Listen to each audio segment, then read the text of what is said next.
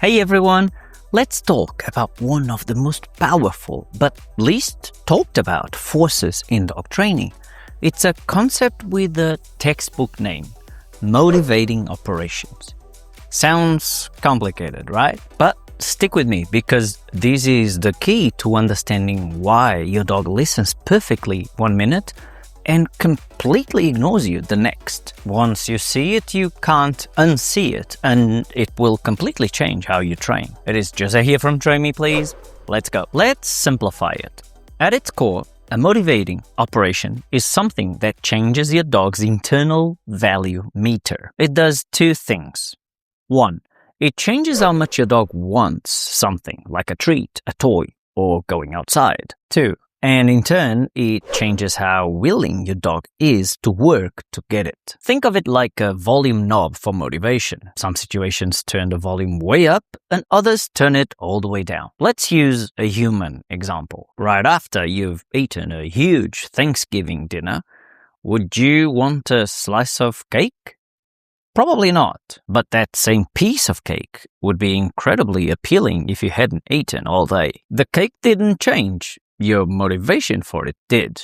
That's a motivating operation in action. Dogs work the exact same way. The value of a piece of kibble isn't fixed. It's constantly shifting based on what's happening inside and around your dog. We can break this down into two main types of operations. 1. The establishing operation, the on switch. This is a condition that increases the value of a reward. It makes your dog want something more and makes them more likely to do the behaviors that have gotten that thing in the past. Example, your dog hasn't been for a walk all day. The chance to go outside is now extremely valuable. Because that reinforcer is so hot, your dog is super likely to do whatever gets them out the door, like sitting politely by the leash. 2. The abolishing operation, the off switch. This is the opposite. It decreases the value of a reward and makes the behaviors linked to it less likely. Example, your dog just had a 30-minute game of fetch. They're panting and tired. Now, if you pull out a ball and ask for a sit, they might just look at you. The ball has temporarily lost its power because your dog is tired of it. That's an abolishing operation. So, why does this matter for you? Because if you ignore this concept, you might think your dog is being stubborn, when in reality you're just using a low-value reinforcer at the wrong time. Imagine you're practicing recall in the backyard. If you call your dog right after they've eaten a big meal and offer them a boring biscuit, they might come over slowly. But if you call them when they're a little hungry and you have a piece of hot dog in your hand, you've just used an establishing operation to make that recall behavior much more likely to succeed. You turn the volume up on the treat. This isn't just about food, it applies to everything your dog cares about. Play, attention, freedom, even relief. Example, your dog barks at the door to be let inside. The establishing operation is being outside and wanting to be in. By opening the door when they bark, you reinforce the barking. But if you teach them that sitting quietly makes the door open, you're using that same powerful motivation to create a behavior you like. Here's the golden rule. Motivation is dynamic. It's always changing. A treat that worked like a charm 5 minutes ago might be worthless now. This is why being a flexible trainer is so important. We talk a lot about reinforcement, but reinforcement only works if the reinforcer is actually valuable in that exact moment. Real-world training tip.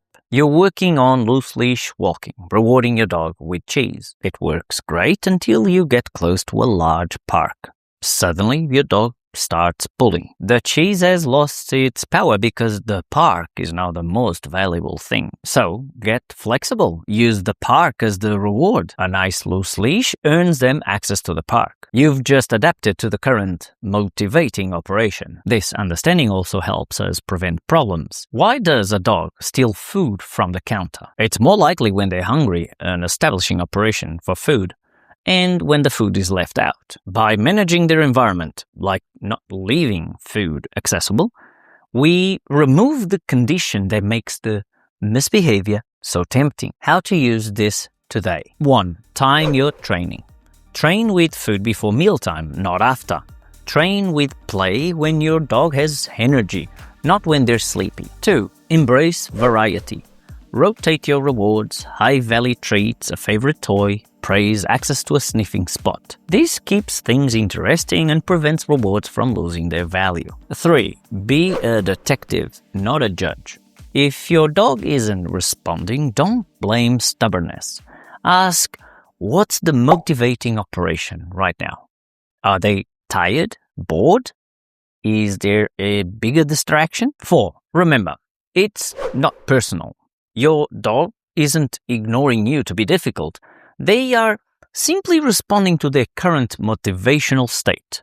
Your job is to work with it, not against it. Motivating operations might sound technical, but they're really just about empathy and observation. When you understand what makes your dog want something, you hold the key to clearer communication and faster training. It's the invisible framework that shapes all behavior. By learning to see it, you stop fighting your dog's nature and start working with it. Could I please ask that you click the like button below so that more people can find this content? Cute photo as a thanks. Comment below with the keyword motivation. That will let me know that you watched the video to this point. Check out my comprehensive behavior modification course in the description below. Obrigado e até breve. Ciao!